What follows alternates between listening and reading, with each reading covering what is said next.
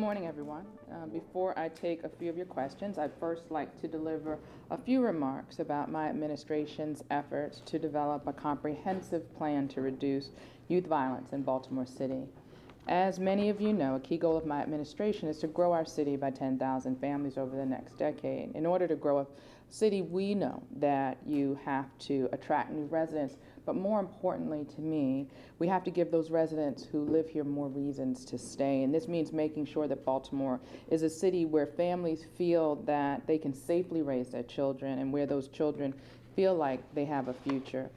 And that future gives them hope and opportunity to succeed. Without a doubt, we are headed in the right direction. 2014 saw a double-digit drop in overall crime and homicide. But unfortunately, we still lost 15 juveniles to violence. Sadly, many others were victims or perpetrators of violence. And we know that some of our basics are, we know what some of the basics are for keeping our young people safe. And it's simple: better schools, more recreational programming, and summer jobs. They're all at the top of the list. In Baltimore, we've made great strides on each of these fronts, including an historic $1 billion investment in school construction, the largest in more than a generation, construction of the city's first new recreation centers in a decade. Thousands of young people are employed through our summer jobs program. And last year, we expanded our youth connection centers to operate year-round as opposed to just in the summer months. We wanted to provide additional support and services to children we knew were falling through the cracks and were potentially in harm's way by being out on the streets. Since implementation of the year-round centers, we've seen dramatic decrease in the number of nighttime curfew violators, and we have successfully connected dozens of kids or young people with the support that they need and the support that their families need. Yet, even with these strides forward, it is important that we not get complacent. When young people are still either victims or perpetrators of violence, we are called upon to do even more to protect them. And it's for that reason that we're moving forward with the development of a comprehensive plan aimed at reducing youth violence and youth homicides in our city. Yesterday, my administration met with partners from the National Forum on Youth Violence Prevention. These partners are a network of communities established by President Obama in 2010 to encourage communities across our country to share best practices and build comprehensive solutions to youth violence. This year, for the first time ever, Baltimore City has been invited to participate in the forum. So right now, we're working with those partners to develop a Baltimore-centric comprehensive strategy to prevent and reduce youth violence. The development of this plan will be spearheaded by the Department of Health in partnership with the Mayor's Office on Criminal Justice. Dr. Wen will discuss the details of how we will develop the plan in just a moment, but before turning it over to her, I'd also like to mention that next week is National Youth Violence Prevention Week in Baltimore. This nationwide week-long initiative will bring partners together to identify strategies to combat youth violence, to promote the positive role that we can have in making our communities safer for our young people. And this year's focus aims to bring voices of young people, especially the voices of young Black men, into the forefront of our public safety dialogue. Together, we are looking to break down more barriers and promote lifelong success. These activities will highlight and build upon the efforts that we've already taken. Earlier this week, we presented the details of the upcoming inaugural forum as a part of my call to action to end African American homicides. On Tuesday, March 24th at the Empowerment Temple, we will convene a remarkable group of community leaders and experts to discuss how we can support and encourage men committed to making a difference in the lives of our young people. Other similarly themed events will take place throughout the week in hopes of fostering greater community input into this critical dialogue about protecting our young people and making our city a safer place. Community engagement will be critical in a critical component in our youth violence prevention plan, as well as all the other initiatives I've been talking about. We will continue to put forward initiatives to combat violence in our communities with the understanding that we have to do this in partnership. We have to do this together. Individually, none of us have all of the answers, but working together, I believe we can continue to make a real difference in our communities. This issue of violence in our community is too important for us to fall short. So I want to thank all of our partners who are working with us that continue to push for progress, continue to push for new ways to attack the issue of violence in our communities and new ways to work together. Because I believe that by breaking down silos and working together differently and better, we will get the best out of all of the resources that we have. So I'd like to turn things over to Dr. Nguyen, who can speak more about the plan that's being developed. Dr. Nguyen? Thank you very much, Madam Mayor, and thank you, everyone. So we all know the terrible statistics that we hear all the time about violent crime, that homicide is the leading cause of death among our residents, 15 to 24, that youth under 25 account for more than half of all arrests from violent crime, and nearly half of the weapons-related arrests. But what does that look like? I'll tell you, I'm an ER doctor, and I would like to explain to you a patient that I had, 17 years old, named Sean, who was shot 5 times and came to the ER after the shooting.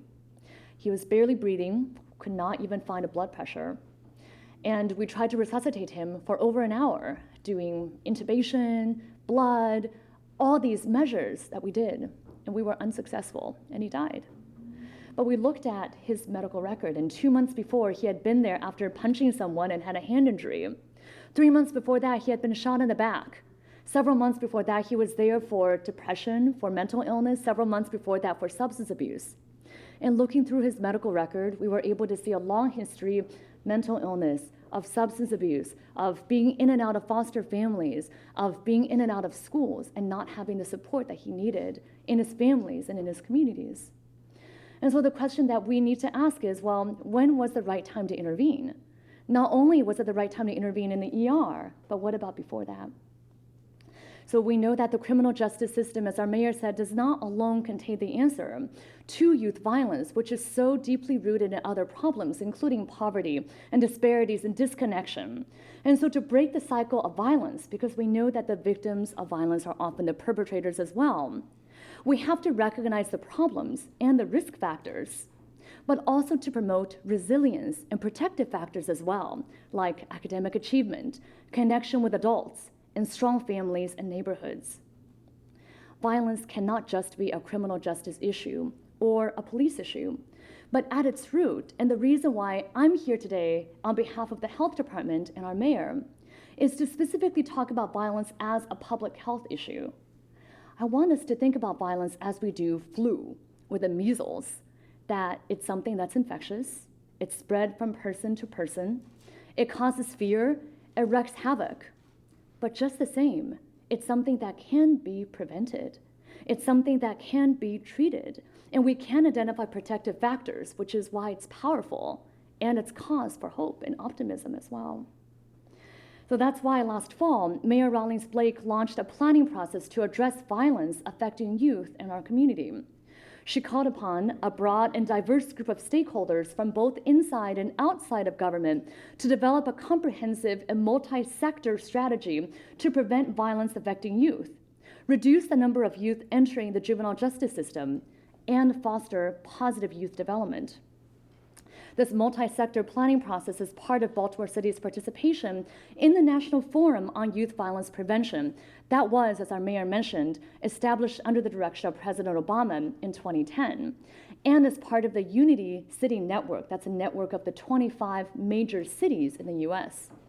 We're really grateful to have the assistance of our federal partners, including the Department of Justice, as well as the Prevention Institute, a national nonprofit based out of Oakland that facilitated the planning process here in Baltimore City. The intent of this planning process is to develop a blueprint that recognizes and builds upon and coordinates with all the various efforts that are underway in Baltimore to address youth violence. The principles of the planning process include that preventing violence, preventing youth violence in particular, requires a combination of 3 approaches: high-level leadership, community engagement, and strong collaboration.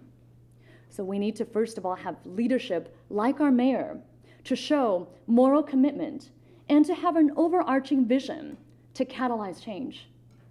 Second, we have to have community engagement for communities to define our priorities and engage the critical partners like our faith community and businesses, not to mention our youth themselves.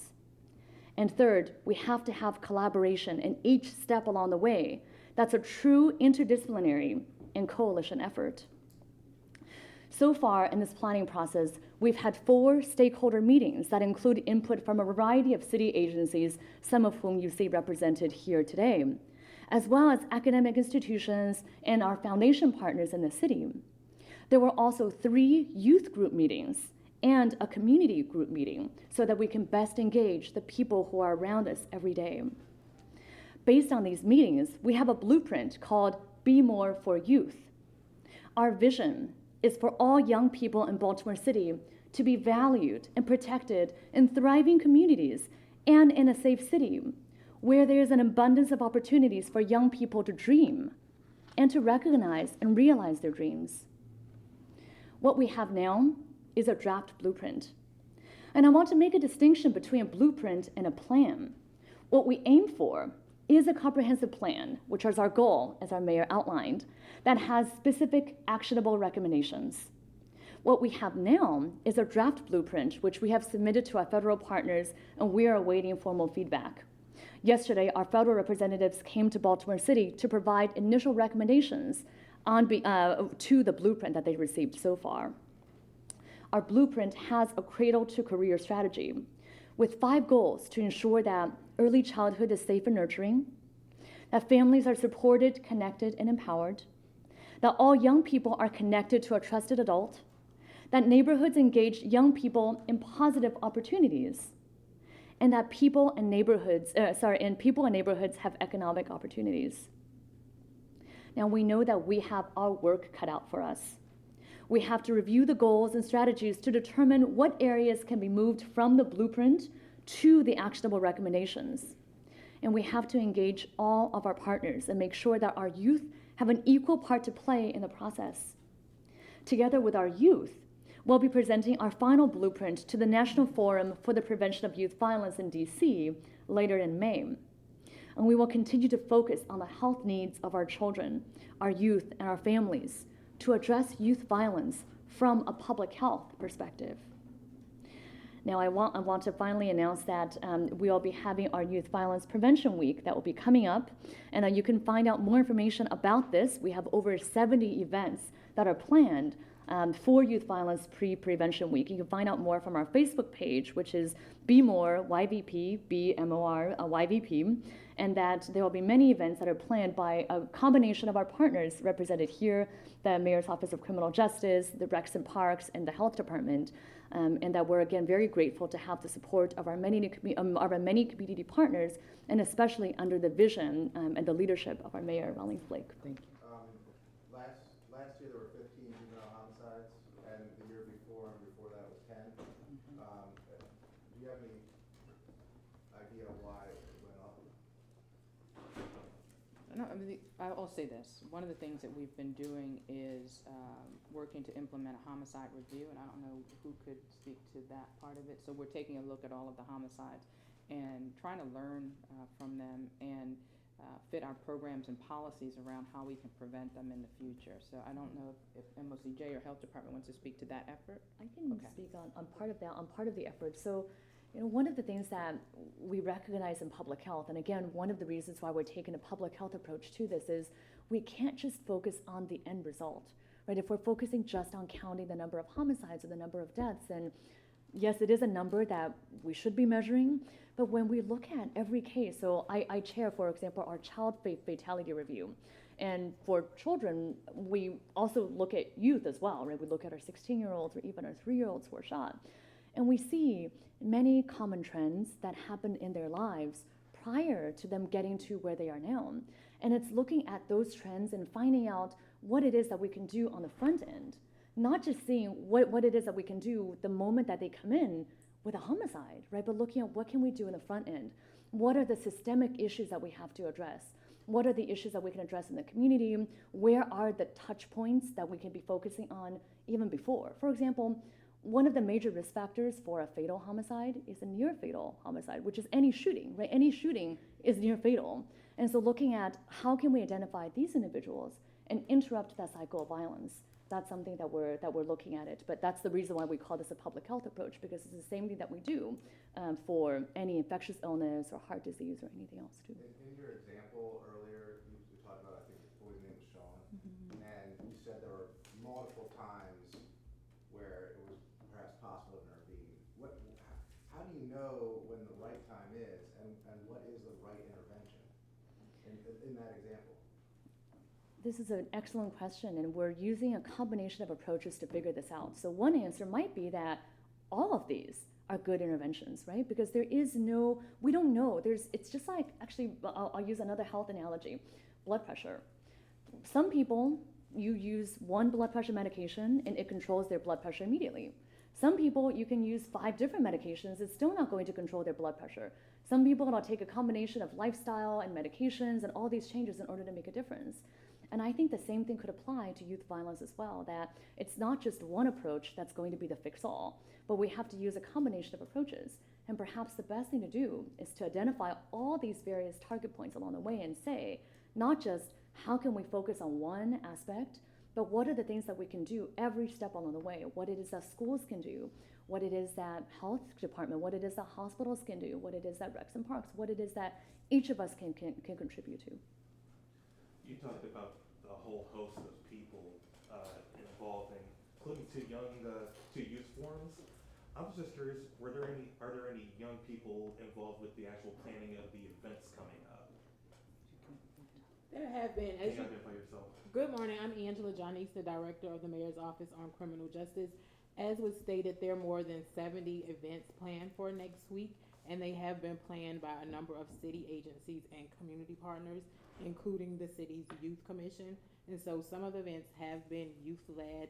There have been youth members who are a part of the planning group for next week's activities.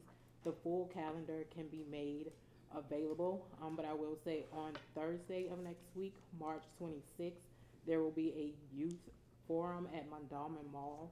We have partnered with Mondawmin Mall and a number of vendors there, along with Councilman Nick Mosby, to have a resource fair from 3 p.m. to 6 p.m. to have young people learn about various opportunities across the city. Upton Recreation and Boxing will have a number of youth boxers on site to give young people more information about becoming professional boxers. And there will be a number of community agencies and city agencies on site to provide students with resources. In terms of the initiative to reduce African American homicide specifically, obviously this is a related effort, but not technically the same as the Prevention of Violence Week, but we've also heard largely about mentoring focuses targeted towards youth. But of the 181 African American homicides last year, 15 is about 7.9%. And so are we going to be targeting other age populations in that effort to reduce African American homicides? Because it doesn't seem to be like youth are the driving. No, that's why this is just a part of it. And when I talked about the call to action last week, it was about bringing all of our communities together. There's so many people who are working with young fathers, that are working with our older, not the juveniles, but the little older section. And we want to bring them all together and focus on how we can work better together, how we can support what we see is working, how we can engage people who mean well but aren't connected, aren't doing anything, and find better ways to work together. So this is a portion of this population that we're targeting with the youth violence is just a portion of the issue, but it's also a portion of a broader conversation that we're having. And then there's sort of limited data out there in terms of what are really successful interventions, whether mentoring effectively reduces violence or things of this nature. As the city develops the programs and initiatives that it's going to undertake under this effort, will data collection be a part of that effort to make sure that we're having sort of means tested or outcome tested? So one answer, absolutely. We do want to make sure that we have data evaluation for our programs so we know what's successful and so that we can measure the impact of our work. That said, I also want to caution us that this is not a randomized controlled trial, right? This is not pitting one medication against another. That's the gold standard, because there is no gold standard. And it wouldn't be fair to say, this is the one group that we're targeting mentoring only. This is the one group that we're targeting recs in parks only. This is the one group that we're targeting health interventions. We can't really do that. And actually we do know that it is going to be a combination of approaches, and this is what we've seen in other jurisdictions across the country, that we do need a combination of approaches, and that we have to start young, which is the reason why we call this cradle to career, because we do know that we have to start even when moms are pregnant, right, to educate on the best ways to raise children, to be able to foster healthy parenting, to talk about conflict resolution, to talk about all these different issues, and not just to focus on one thing and measure against the other. But absolutely, the evaluation is going to be a huge part of our implementation plan. There's a new book written by Robert Putnam that discusses the impact of economic stress. And it kind of discusses that, 30, 40 years ago when there were manufacturing jobs and families were better able to stay together and sustain themselves, and what has happened over time is, well, you've all described them. And yet, when you discuss all of these initiatives, that's not, economic development is not mentioned. So where is that in this blueprint? Well, you know that we can't, there's no real systemic problem that doesn't touch on so many different things in our community. And the fact that we didn't discuss it in this doesn't mean that it's not a part of our strategy. I think you were there at the State of the City when I talked about our efforts to employ not just those of us with college degrees, but the hardest to employ families. That's part of that effort. The more we can do with things like our new regional skills manufacturing skills training center that we're opening later in the spring in Park Heights through a partnership with JARC.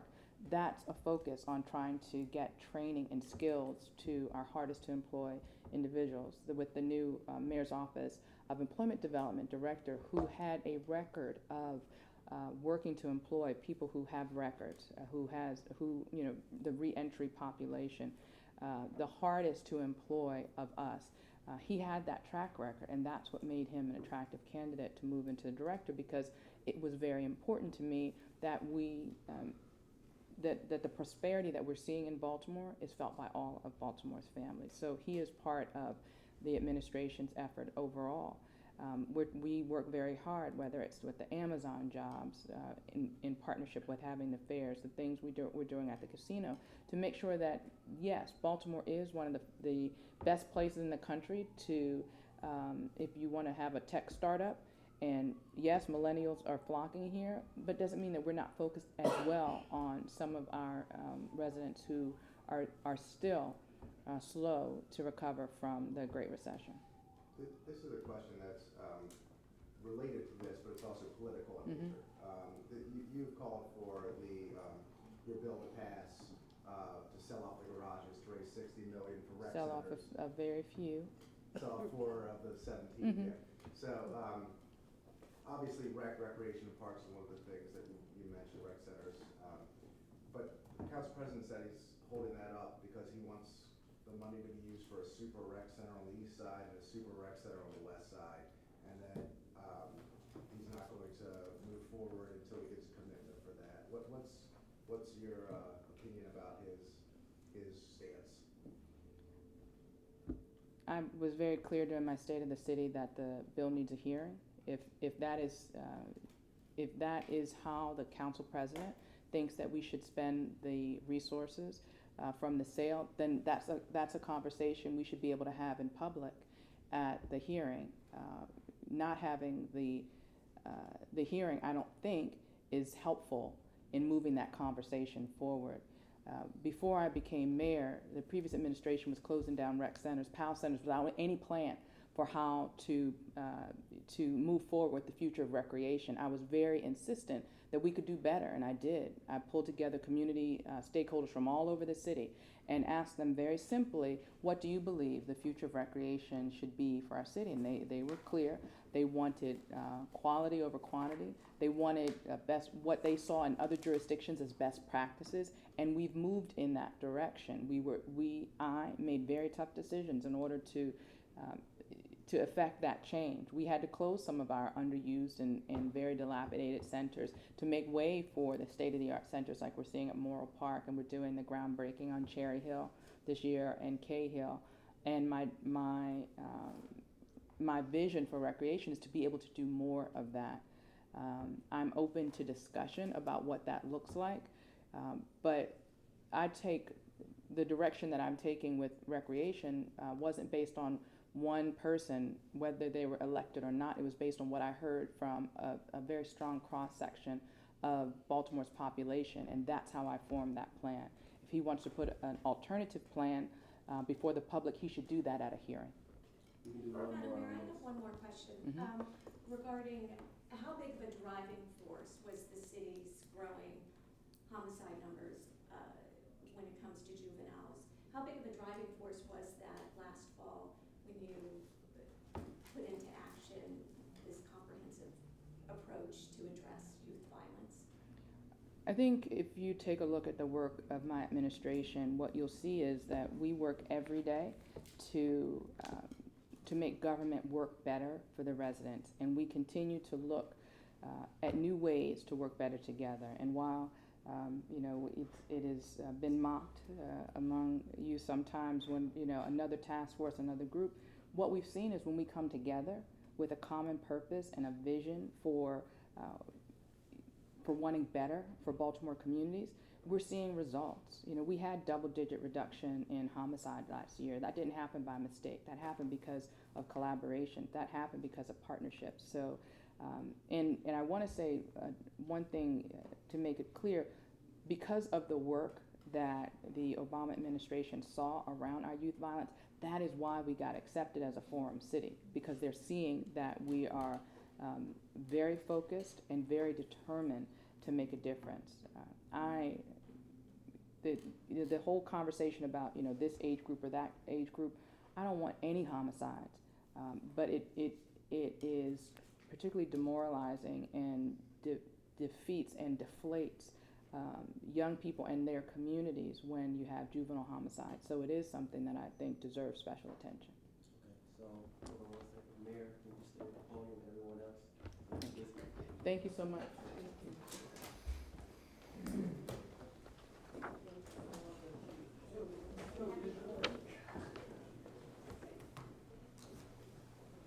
Thank you all.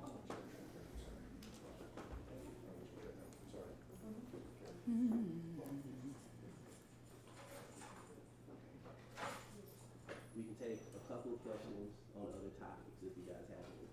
Mayor, you voted in favor of Ross Spencer spending almost $5,600 to travel to London for a conference on a particular type of investment. Considering the unfunded liability of that system and the amount of fees that get paid to invest, just the overall financial picture, why did you think this is a good use of pension funds? Well, I'll say that out of all of the jurisdictions in the country, pension experts have said that the work that I've done to reform our pension is more than has been done anywhere else in the country. I'm very proud of my track record on making tough decisions to solidify our pension system and to implement pension reform. We're saving taxpayers hundreds of millions of dollars, and I'm very proud of that work. That being said, if I had my way, every pension conference would be held right at our convention center or our Hilton Hotel. I do not control that. Pension conferences and meetings happen all over the world. And my assumption is that we want access to the best information that's out there. She made the request to go to this particular one. I don't have all of the details, but as I said, I don't control where these meetings take place. If I did, they would happen right down the street. Madam Mayor, can you talk a little bit about the donation of the boots to the fire department? I know the Baltimore Brew wrote an article that brought up that some critics would say that Under Armour is buying influence within City Hall by making these donations. Could you speak to that? I think what you're referencing is something I've spoken to you about. There's some people, when they see something good, they cannot just look at it as something good. They have to find something wrong with it. What we want in cities are strong corporate partners who value their relationship in the city. We applaud them for stepping up with this donation, as well as what they're doing, building fields, ball fields throughout the city. I'm grateful to have Under Armour in Baltimore. I am grateful for Kevin Plank's leadership and support. In most other cities, when corporate partners step up and do good work, it's applauded and lauded. In Baltimore, we have a segment of the population, and I've spoken to you about this before, that cannot see anything good without finding a reason to criticize it. I'm grateful for Under Armour. Do one more. The Senate race, have you made a decision yet? I messed up. I think that was our last question. Thank you so much. Welcome back, Kevin.